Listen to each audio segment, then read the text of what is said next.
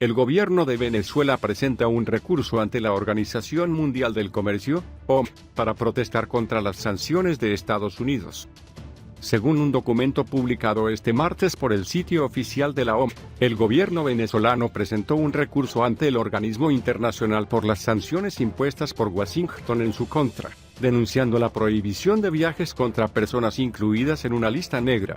En la reclamación, fechada el 28 de diciembre, Caracas afirma que las restricciones comerciales contra el gobierno y empresarios venezolanos constituyen una violación de las normas de la OMC sobre aranceles aduaneros y comercio GATT, por sus siglas en inglés, y el Acuerdo General sobre el Comercio de Servicios ACS.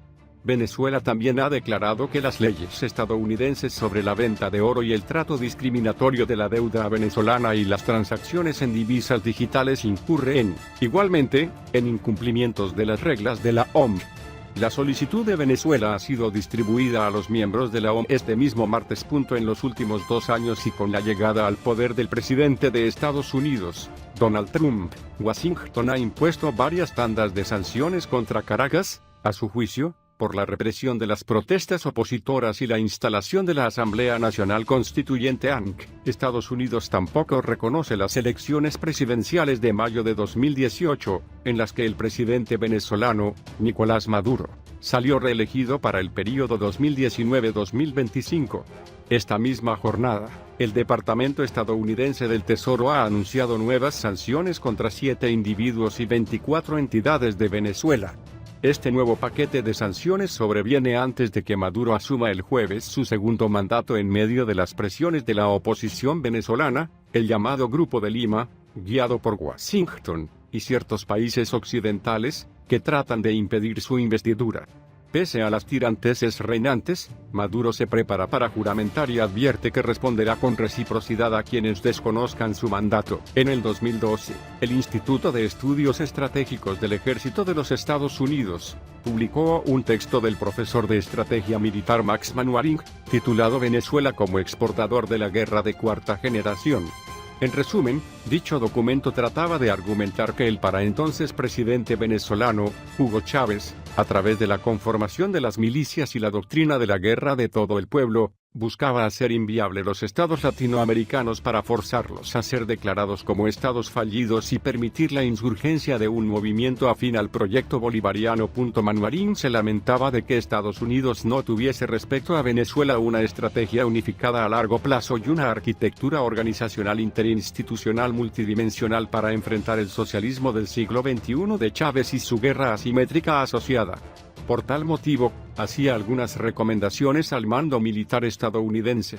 Una de ellas, quizá a la que prestaron mayor atención, fue la siguiente: el ejército podría desarrollar un diseño para usar las fuerzas armadas convencionales en roles no tradicionales encomendados por la nueva sociología del conflicto deliberado descrito anteriormente en el modelo de guerra asimétrica de Chávez y el modelo operativo paramilitar para el cambio radical obligatorio. El académico llegaba a la conclusión de que el mejor método para destruir el proyecto bolivariano era usar los preceptos de la guerra de cuarta generación, que arropa una cantidad enorme de doctrinas como la guerra no convencional, irrestricta, híbrida, molecular en su contra. Manwaring apuntaba que este tipo de conflicto es principalmente psicológico-político y está dirigido al terreno humano más que al territorio geográfico.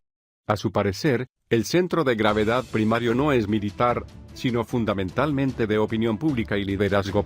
Recientemente el senador ruso, Igor Morozov, alertaba que Estados Unidos preparaba en Venezuela un cambio de gobierno a través de la puesta en marcha de un nuevo plan de desestabilización. Expresaba la necesidad de que todos los aspectos tecnológicos de la preparación de una nueva revolución de colores por Washington en Venezuela deben ser descubiertos y documentados. Hay que discutir obligatoriamente en el Consejo de Seguridad de la ONU los pasos ilegales que Estados Unidos está preparando en este país. Hacer visible y documentar la estrategia de desestabilización contra Venezuela pasa por releer el texto de Manwaring. En este, quedan de manera bastante explícitas las fases que pretende transitar Estados Unidos para provocar un cambio de gobierno en el país suramericano. Primera fase activada: se busca la inestabilidad y el caos en el país a través de la combinación de una guerra institucional, Asamblea Nacional, Tribunal Supremo de Justicia, una guerra económica, sanciones financieras y comerciales y de los medios de comunicación, desinformación y propaganda. Segunda fase activada: emergencia de un frente popular político de las clases medias y personas u organizaciones afines para competir y debilitar al gobierno. Se pretende apoyar política y psicológicamente las guerras señaladas en la fase 1. En Venezuela, la creación de la coalición denominada Frente Amplio Venezuela Libre y Plan País son pruebas de esto. Tercera fase activada: la irrupción de embarcaciones de la transnacional ExxonMobil en aguas venezolanas, son parte de esta etapa. Según Manwaring, se intenta fomentar los conflictos regionales a través de iniciativas políticas, como las declaraciones del denominado Grupo de Lima, pero también con acciones militares encubiertas, graduales y preparatorias para desarrollar y fomentar el apoyo popular a la guerra. Un aspecto a tener en cuenta en esta etapa sería el establecimiento y la defensa de zonas liberadas cuasi estados dentro del Estado. Cuarta fase por reactivar: para lograr el desgaste y deslegitimación del gobierno, se ponen en marcha manifestaciones, huelgas, violencia cívica, violencia personal, mutilaciones y asesinatos. El objetivo es presentar al Estado como incapaz de llevar las riendas del país. Quinta fase por activar: un elemento ineludible sería desarrollar milicias en una escala local y regional para luchar en regiones geográficas de interés. En el caso venezolano, la frontera con Colombia luce como el área más viable para este tipo de conflicto. Bandas paramilitares colombianas como los Rastrojos, de donde proviene uno de los elementos que supuestamente tenía previsto atentar contra la vida del presidente de Colombia, Iván Duque, y los surabeños, brindarían el soporte inicial para estas acciones. Sin embargo, con la llegada al poder de Jair Bolsonaro, no puede descartarse una práctica de desestabilización contra Venezuela desde la región sur, especialmente en las zonas mineras. Sexta fase por activar: para Manwaring, esta sería la última de las acciones a emprender, luego de lograr la desmoralización del ejército que sirve de bastión defensivo. En este caso, los brazos paramilitares fase 5 serían apoyados con una fuerza militar de intervención multinacional, tal y como lo ha planteado el vicepresidente brasileño, Hamilton Mourão. En el Pentágono reconocieron, hace tiempo, que era imposible derrotar al proyecto bolivariano si no se lograba menguar el nivel de bienestar social y económico alcanzado durante el segundo período del gobierno de Hugo Chávez. Es decir, lograron un análisis correcto de las motivaciones y expectativas del venezolano promedio.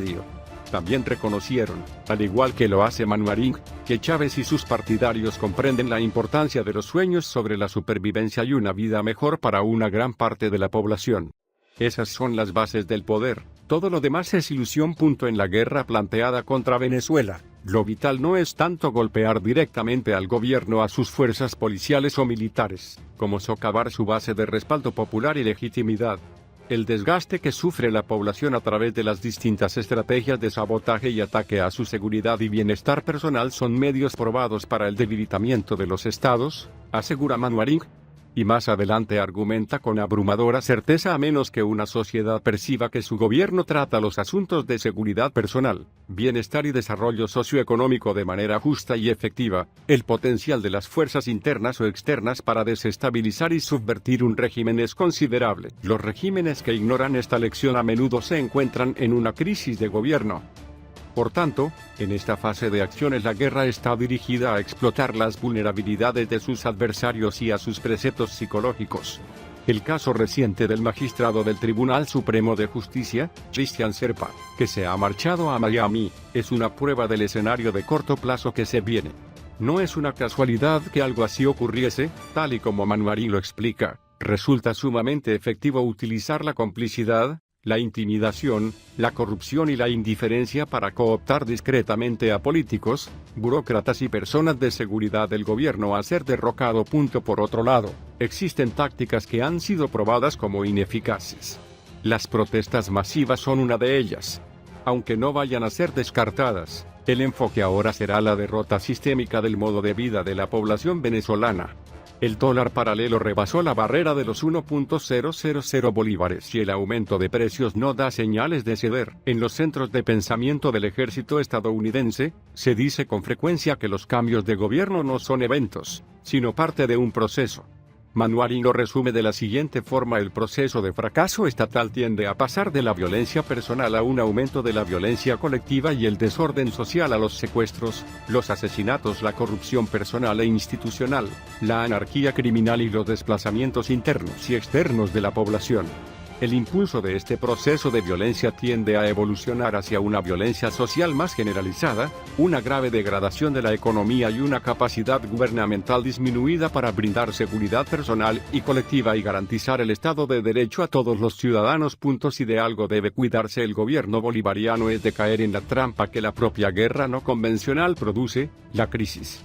Esto tiene dos lecturas. Por un lado, el gobierno no puede parecer irresponsable y mucho menos insensible ante el deterioro del bienestar de sus ciudadanos, pues tal como lo enseñó el filósofo Thomas Hobbes, una de las razones por la que los individuos ceden su libertad individual a un Estado, es para obtener a cambio garantías de protección. Devolvernos a la lógica del hombre como lobo del hombre es el arma para que los ciudadanos pierdan la fe en sus instituciones. En un segundo aspecto, y visto que el componente esencial de esta guerra va del plano de las condiciones materiales a las espirituales, y viceversa, resulta supremamente necesario que la comunicación política de un gobierno sometido a una guerra multidimensional, no convencional, y restricta, como la que se ve en Venezuela, no debe mantener a su base de apoyo en las densas neblinas que la crisis promueve en los ánimos colectivos. Si no se habla con la verdad y de manera oportuna, las redes sociales digitales tomarán el asiento vacío que se les deje. Entonces, las falsas banderas y operaciones de información estarán a la orden del día y la mente colectiva será guiada no por una política comunicacional que responda a la defensa de la soberanía territorial, sino por un laboratorio cuya agenda será la guerra civil.